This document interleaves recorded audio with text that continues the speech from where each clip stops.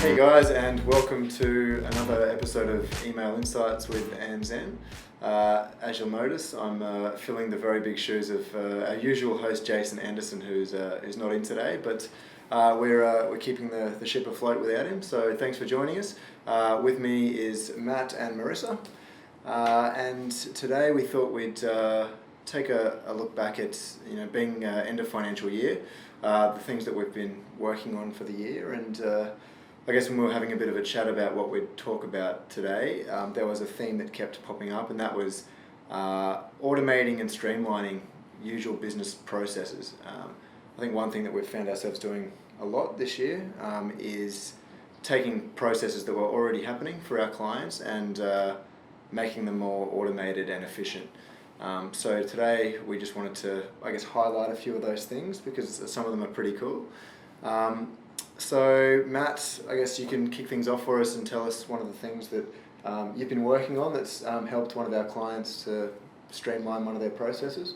Well, we've got a client who's sort of a financial provider for hospitality industries and things like that.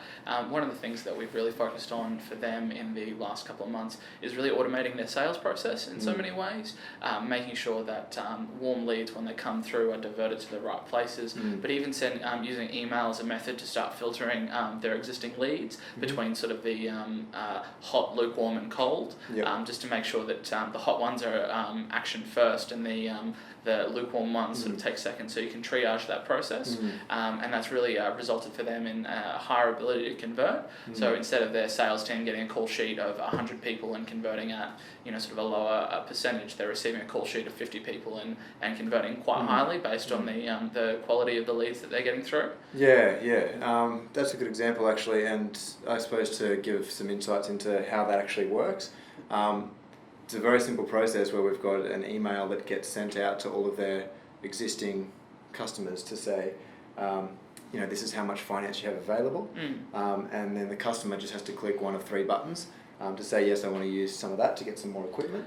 And then so in the background, that fires off to the sort of sales CRM for the sort of financial provider, and then that way that sort of gets filtered within their internal teams. So you're really cutting out a lot of the legwork between sort of like manually downloading this information and sort of allocating it out across your team, and it sort of just goes to a ticketing system over on their end, so they can just see the hottest leads as they come through. Exactly, and if someone says no, they're okay for now. That response also goes through to the sales team so they can cross that person off their list and not waste time that they would have otherwise spent getting on the phone and ringing that person. And that also gives a better customer experience as well. If you're the person who's receiving these calls sort of every couple of months saying, do you want to upgrade, that can sometimes get on people's nerves, especially when you're busy sort of running a restaurant or a cafe. Yeah, exactly. Marissa, you've been working on a client in the event space. We've been automating some of their processes as well. Do you want to tell us a little bit about that? Yeah, so we've been basically throughout the whole event process leading up to the actual day of event, we've been slowly automating, reminders of event sales.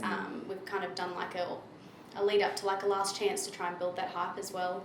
And then being that the events are on different days, doing an event reminder, and then afterwards, we didn't see you there. Here's some products that you may want to purchase from. And each one of those gives them a different option, depending on where we think that each of the people and their experience of the event really best aligns them. I think particularly because the event sort of company runs free events, looking to eventually upgrade you to a sort of a secondary package, that helps us sort of split out the different sort of tones of campaigns. But then that also puts a lot of pressure on us to help automate the ways that we get people to the door. So because they run free events, it can sometimes be very challenging to motivate people. People get sick, people lose interest, who wants to get out of bed in winter on a Sunday morning. So we're finding ways to really motivate people sort of even up to the last minute, sort of the night before, to tell them, it's time, you can still get there, or we're expecting you, and to keep that conversation going up until the moment they walk through the door. And even afterwards too, doing on branding follow-on processes of us on Facebook, or head to our website, did you know we do product sales in this area, just kind of continuing that customer journey even after they've been to that. Just helps close the loop on that experience. Exactly, And they're in quite a unique position where they're not only running events but they're also selling products. So using the hype that the event creates and the momentum that creates to then follow up with product suggestions in a timely fashion. That's all stuff that we've automated for them, which is pretty cool. Yeah. That automation definitely builds up that momentum, definitely builds that excitement for them, and that's something we've definitely seen with these guys. Yeah, absolutely. The other one that springs to mind is quite a unique problem. I think it's a good problem. I think it's a problem that every business would like to have, and that is too many inquiries coming through. So these guys that I'm thinking of, they produce high-end luxury off-road campers, and they've got a really unique product they've just launched.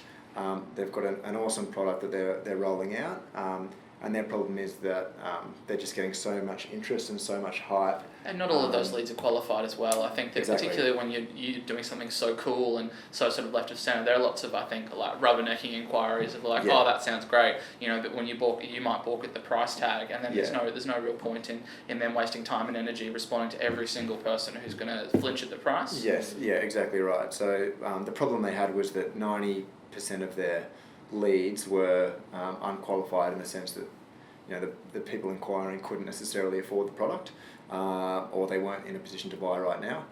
So what we did was we built out an automated series of emails which pre-qualified the inquiry. So if someone inquires, they'll start getting emails about the product, the first of which confirms the pricing, gives them the specs page so they can read through that.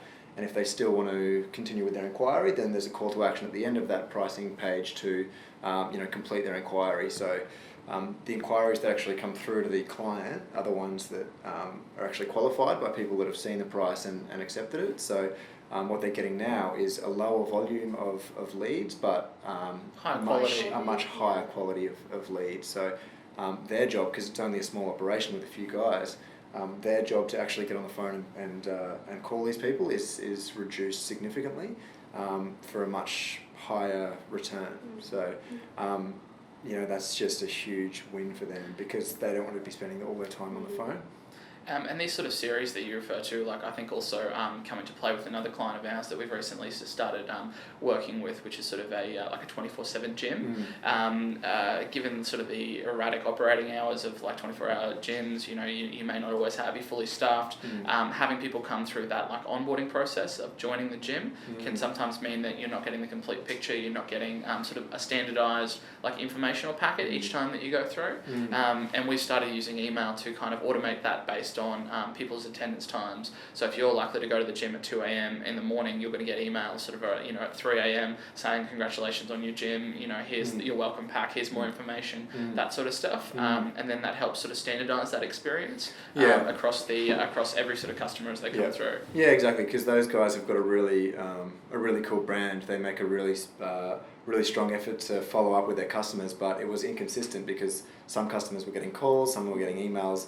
It was a bit all over the place, but now what we've got is, like you said, standardized process where it's a nice set series of emails based on the interests that we know about that person. And personalised too. Exactly, and what that does at the end of the day is it improves engagement and therefore improves retention of their members. Yeah, fantastic.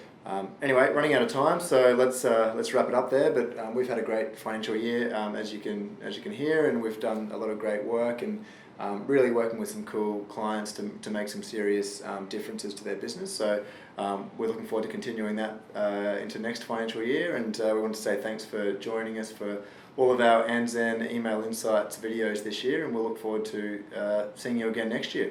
See you soon. See you later. See you guys.